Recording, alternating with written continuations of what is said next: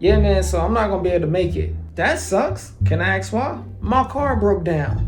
How about I just come over to your place then? Nah, it's cool. I don't want to trouble you. Oh, it's not a problem. Plus, I need to get out the crib a little bit anyways. Look, man, I don't want to hang tonight. I try to tell you the most nicest way, but you just ain't understanding. Look, maybe tomorrow, maybe next month, hell, maybe even next year, but not tonight.